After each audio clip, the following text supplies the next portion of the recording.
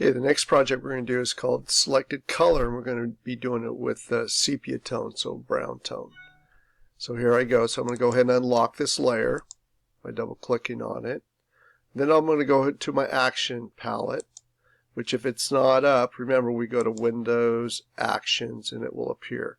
We go down to Sepia and we go ahead and hit this arrow. Now before I do that, I'm going to duplicate this layer underneath. Whoops. Go to my layer palette and I'm going to go Control J to make it 2.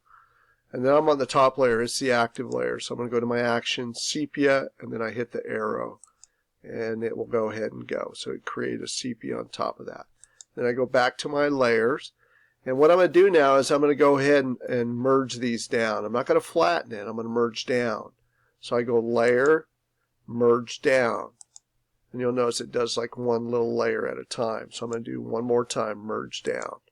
And what I have now is, if I turn off this eyeball, I reveal the colored underneath and then the sepia on top now. And so what I'm going to do is, this is where we just would add color. And let's say, hey, on this picture it's a brown tone, but I want this white area to be blue like it was the sky. And so I would go ahead and hold my shift down. I can add to that selection. And I did it with my magic wand. That's what I used to select that. Now, always create a new layer to put that color on.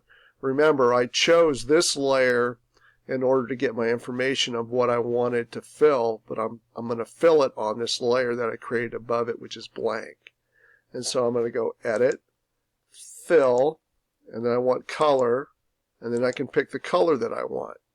And we can go blue. Let's just do a little wild. Let's just go like a little green.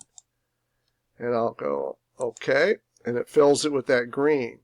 Now, I don't have to have that because it's a separate layer. I can come in here and I can reduce the opacity on how it's viewed, and see if you notice like that I've just kind of toned it down a little bit.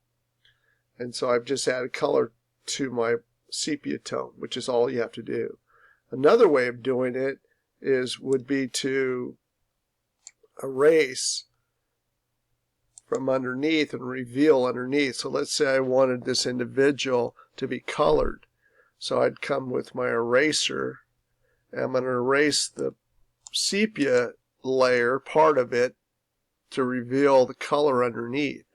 And so I just go here, you want to take your time, but I just erase, taking my time, and I would erase and reveal the color that's on the original color picture. And I would take my time doing it.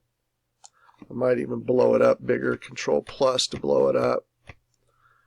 And then I can come in here and do a better job of erasing. Because again, you get graded on how well you either add the color or erase and fill. And so I would take my time and try to get a good job. Hold your space bar down, the hand appears, you can shove it over. And I would want to really watch it right when I'm down here by the rock, because that's where it's going to really reveal. The same thing here, just grab that, this,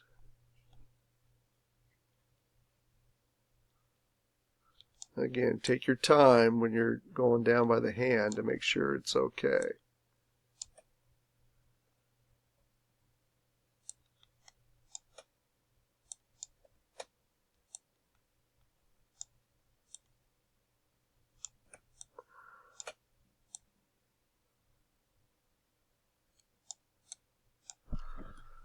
And then Control 0 to make it. So what I end up with is a sepia, and I add some color there. And that's how you would add color, either by erasing or selecting and adding a layer above to add some color.